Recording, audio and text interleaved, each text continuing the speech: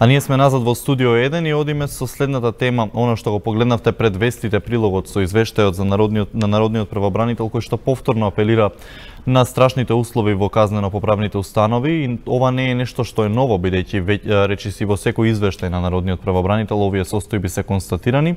А со нас во студиото е Антонио Стојчевски од независниот синдикат на полицијата, поточно од затворската полиција. Господине Стојчевски, добре дојдовте во студиото и ви благодарам што ја прифативте поканата.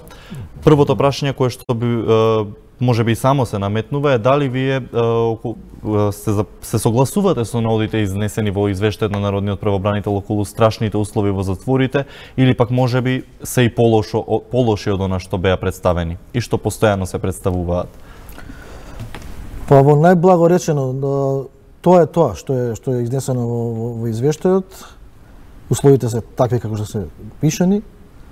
Вистината е таа, но највеќе тоа што боли е што не се презема ништо тоа да се среди, да се санира. А во истите услови, освен затворениците, сте и вие затворската полиција, претпоставувам? Па лошите услови кај осудените лица се рефлектираат и врз работата и на затворската полиција. Значи тука сме врзани. Работата е таа што доколку се таму условите како што треба, ние можеме по-другачи да се и понашаме и справуваме со работата што се однесува спрема осудените лица. Вие реагиравте дека при посетата на Министерката за правда не сте имале можност да се сретнете со неја и да разговарате. Кое ви беше образложението? Што ви кажа како причина зашто ве спречија да разговарате со Министерката? Па вака, би сакал да кажам дека во денешната посета на Министерката во казнено-поправната установа Идризово, Министерката беше, можам слободно да кажам, изманипулирана од раководните луѓе на управата за извршување санкции и раководните луѓе на установата Идризово. Да, рековте дека не биле покажани всушност најстрашните делови. Тоа мислам дека, значи, тие ја, да речам, прошетаа Министерката по дел каде што последниве 3-4 дена активно се средуваше, сечеа дрва, се метеше, се средуваше, тоа да изгледа убаво за око, да биде сликата на Министерката, да биде на Министерката за око вака убаво, дека као нешто се работи во установа и дека во установа се во ред, што не е така.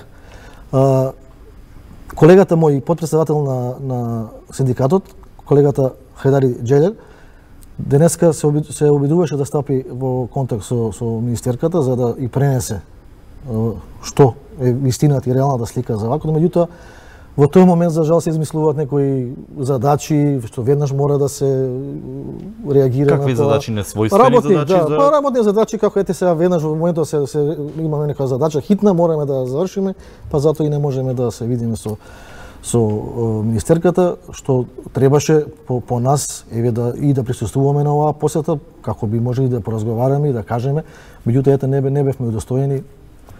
Така, дали знаете што може би сака да се сокрие од Министерката? Што има во тие делови каде што таа не прошета, што би можело да најде на реакција од нејзе? Па реалната слика, пред све реалната слика. Значи, состојбата како што е ужасна внатре, во самите зандани, во самите кели, условите за работа во кои се наоѓа затворската полиција. Значи, требаше да повика некој од вработените да каже дека што е проблемот со платите и тужбите кои затворска полиција ден денеска се уште се форсираат и се пуштаат и се тужи установата. Значи, помина година дена веќе од таа работа што и понатаму истата работа се дешава. Значи, веќе 4 директори поред потпишуваат плата која се реализира, а која плата паѓа пред судовите во државата. Значи нешто очигледно дека не е во ред, меѓутоа не се презема ништо. Што е работата на вистина, не би можел да кажам. Што друго вие би кажале на Министерката, бидејќи освен за условите во затворите, вие реагиравте дека ги немате и основните околности за работа всушност не се на соодветно ниво, дека немате ниту униформи, ниту основни потреби за работа. Уште пред една седмица како синдикат поднесовме барање за прием кај Министерката. А и оваа прилика би искористил дека, да кажам, значи, почнувајќи од несоодветната изработка на платите, кои што пак ја повторам, преку 250 тужби се добиени пресудовите во нашата држава. За неисплатени надоместоци. Да, за неисплатени. Значи не само во КПД РИЗО, тоа генерално кажувам и за сите затвори во државата. Значи ние немаме 10 години немаме униформа добиена. Значи немаме основни средства за работа, за технички средства како радиостаници, како батерии. Караулите ни се двогледи, караулите за стража ни се хаосни.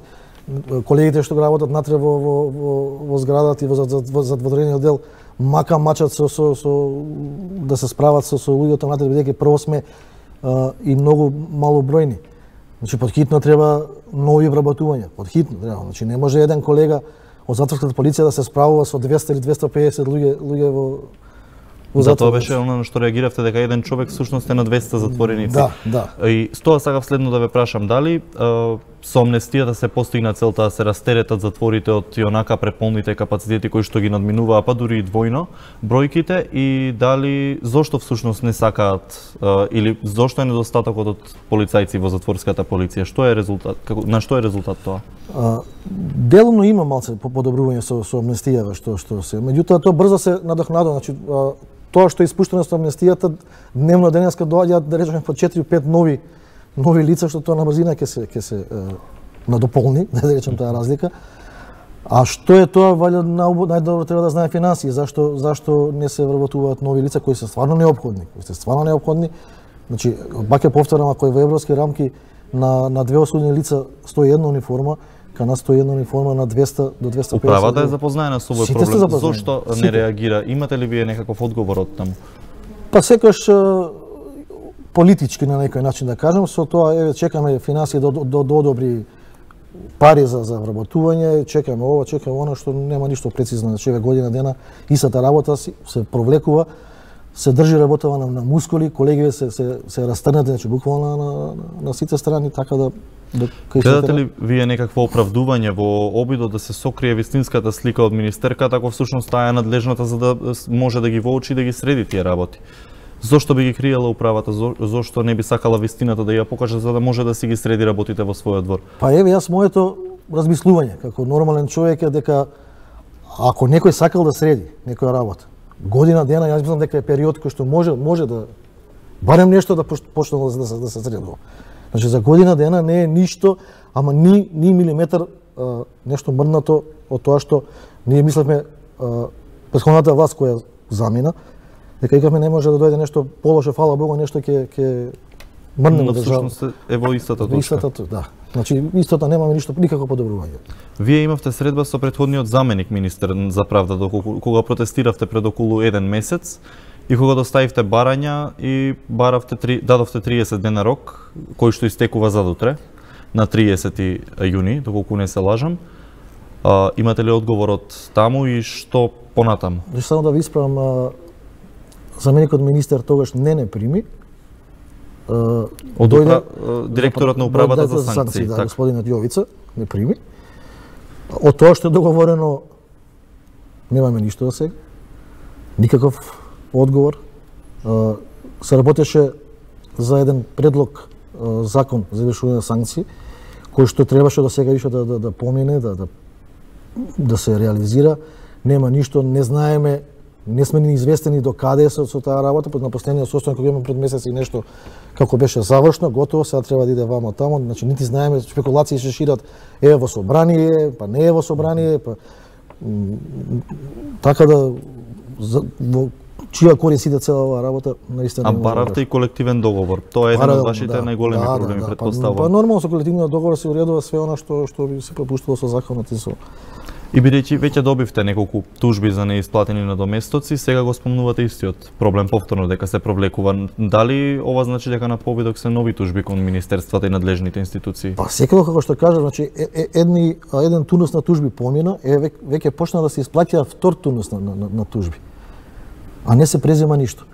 Јас народно би кажал, ако еве една глава на семејството, ако гледа дека во семејството до оваа страна идат пари, значи пари тоа добри пари, да речеме просек од 3 до 4.000 евра по човек.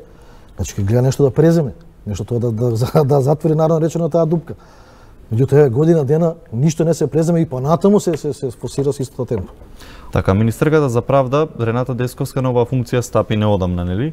И вие немавте можност се уште да се сретнете со неа, меѓутоа претпоставувам дека како политичар ја познавате и дали очекувате да ги исполни оние ветувања на владата дека всушност ќе ги среди сите проблеми во ресорот правда, вклучително и оној проблем кој што е ваши за кој што зборуваме овдека.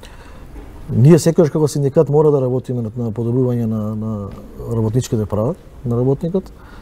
Се надеваме дека искрено се уште сме немале среда како што рековте со министерката, меѓутоа се надеваме дека ќе имаме разбирање од нејзина страна и дека конечно работите би тргнале од мртва точка. Дали тоа можеби ќе ги обедини полициските синдикати, бидејќи кај вас постои мал раздор, да не речам, и околу, па и поделеност, да речам, помеѓу независниот синдикат и помеѓу репрезентативниот полицискиот синдикат?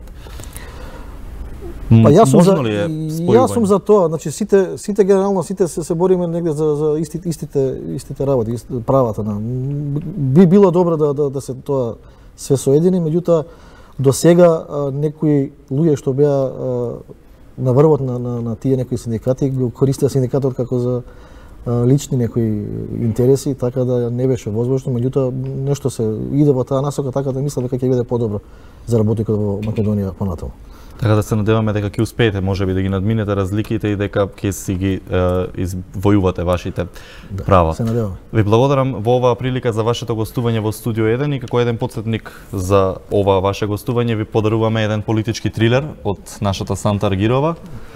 И да се надеваме дека времињата опишани во него нема да станат политичка реалност кај нас. Ви благодарам на вас на поканата и ова што во многу наврати не поддржувате и не пратите во нашава борба за. Да, всушност тоа е нашата работа, да го поддржиме граѓанинот, па и вклучително и работникот. Уште еднаш ви благодарам. А вие, почитувани, останете и натаму со нашата програма. Веднаш по кратката пауза следува забавниот дел од Студио 1.